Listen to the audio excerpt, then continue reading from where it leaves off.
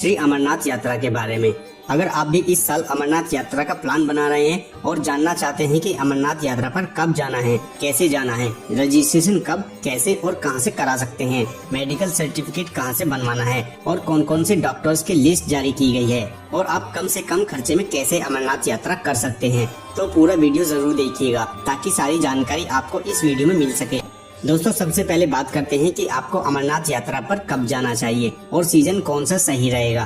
तो अमरनाथ की यात्रा करीब 1.5 से 2 महीने जून के एंड से शुरू होकर अगस्त के एंड तक चलती है और इस साल यानी 2023 में अमरनाथ की यात्रा 1 जुलाई से लेकर 31 अगस्त यानी 62 दिनों तक चलेगी।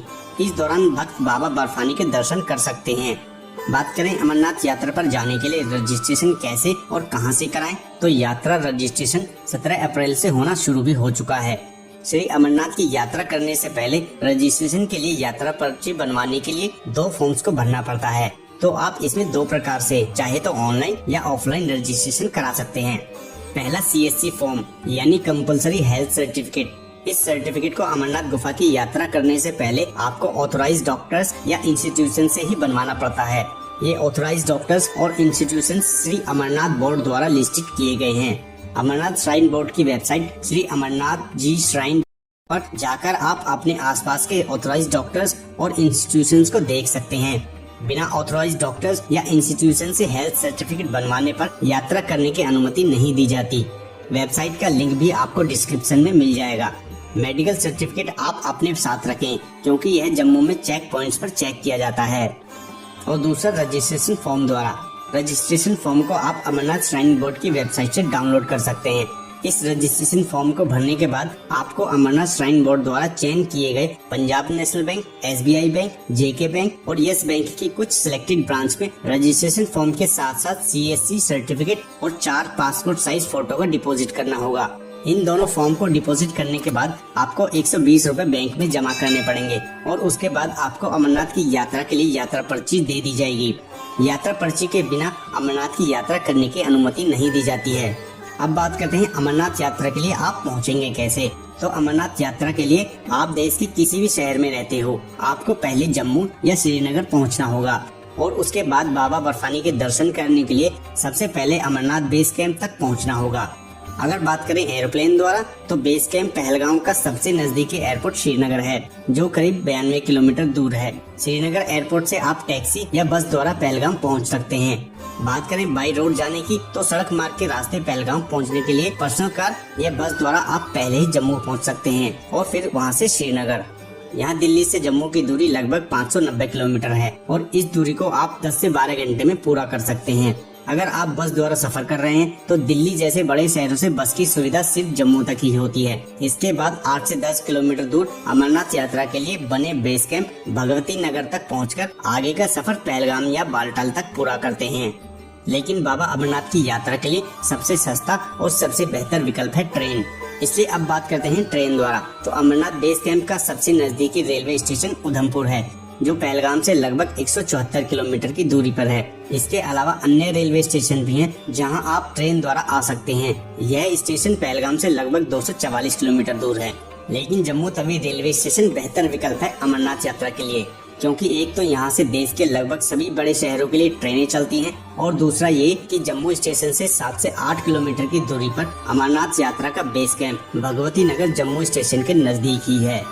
तो दोस्तों, भगवती नगर पहुंचने के बाद आप डिसाइड कर सकते हैं कि आपको कौन से रास्ते से जाना है क्योंकि बाबा बर्फानी की गुफा तक पहुंचने के 2 रास्ते हैं जहां से यात्रा शुरू होती है। पहला रास्ता है बालटाल से जो केवल 14 किलोमीटर लंबा है।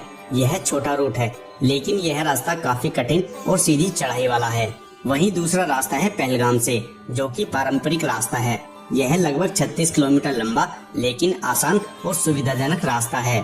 अधिकतर लोग पहलगाम वाले रास्ते से जाकर बालटाल वाले रास्ते से वापस आते हैं। पहलगाम और बालटाल ये दोनों ही स्थान श्रीनगर से अच्छी तरह से जुड़े हैं, इसलिए सभी श्रद्धालु श्रीनगर होते हुए पहलगाम या बालटाल पहुंचकर अपनी यात्रा की शुरुआत करते हैं। ट्रेन से तीर्थयात्री जम्मू स्टेशन पहुंचकर 7 से 8 किलोमीटर दूर अमरनाथ यात्रा के लिए बने भगवती नगर बेस कैंप तक आते हैं। इस दूरी को ऑटो द्वारा 50 रुपए में पूरा कर सकते हैं। भगवती नगर बेस कैंप में आपको यात्री निवास के साथ साथ लंगर की भी सुविधा मिलती है। यहाँ पर बड़े बड़े हॉल बने हैं जहाँ पर बेड, तकिए, रजाई यह सब आपको दिया जाएगा और बेड कवर चार्ज करते हैं 100 से 150 रुपए। आप यहाँ नाइट स्टे करके अगले दिन सुबह सुबह बसों और टैक्सियों द्वारा पहलगाम या बालटाल पहुँच सकते हैं। यहीं पास में बस बुकिंग काउंटर है, तो रात में ही आप अगले दिन सुबह सुबह के लिए बस बुक कर लीजिएगा, क्योंकि भीड़ ज्यादा होने की वजह से सुबह सुबह टिकट मिलने में मुश्किल होती है। यहाँ बस का किराया 600 से 700 रुपए प्रति व्यक्ति होता है। वहीं टैक्सी का किराया लगभग 4 से 5,000 रुपए होता है और यहाँ से 8 से 9 घंटे में आप पहलगाम या बालटाल पहुँच सकते हैं। लेकिन यहाँ हम बात करेंगे पहलगाम वाले रूट से जाने की, इसलिए पहलगाम पहुंचकर आगे की यात्रा के बारे में जानेंगे। अमरनाथ यात्रा के दौरान पहलगाम पहुंचने के बाद आपको यहाँ नाइट स्टे के लिए टेंट में ठहरने व विश्राम करने के लिए काफी ऑप्शंस मिलेंगे। यहाँ श्री अमरनाथ श्राइन बोर्ड के कैंप्स का एक रात का टैरिफ लगभग 400 रुपए होता है।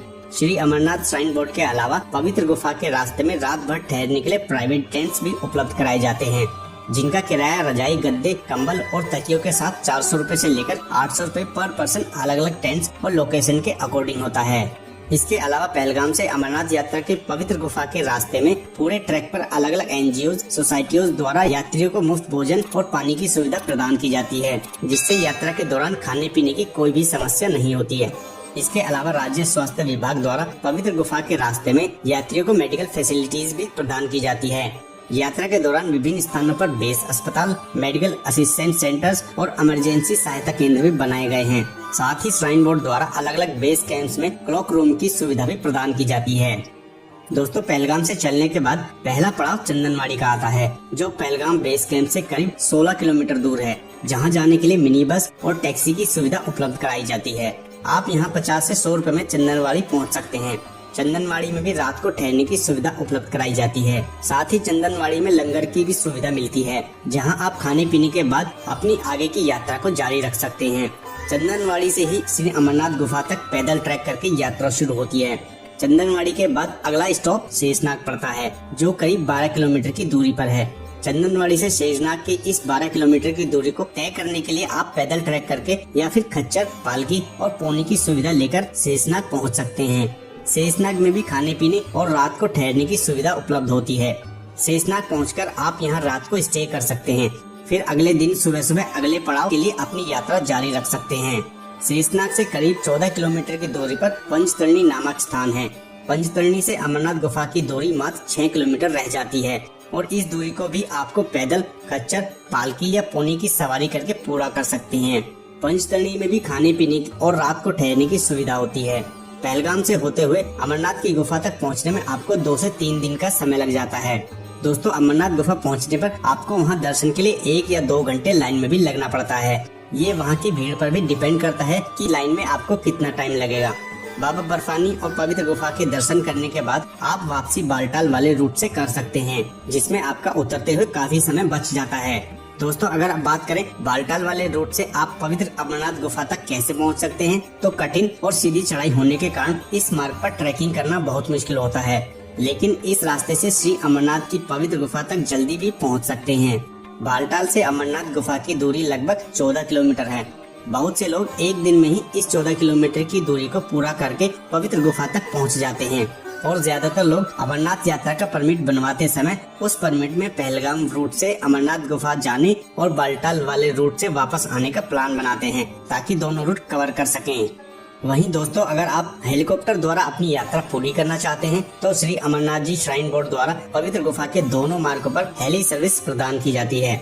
हेलीकॉप्टर से यात्रा करने के लिए टिकटों की booking online Shri Amarnath shrine board की वेबसाइट से या फिर ऑथोराइज्ड एजेंटों के माध्यम से की जाती है। यहाँ हेलीकॉप्टर का बालटाल से आने जाने का किराया लगभग 4,000 रुपए और पहलगाम से लगभग 7,000 रुपए होता है।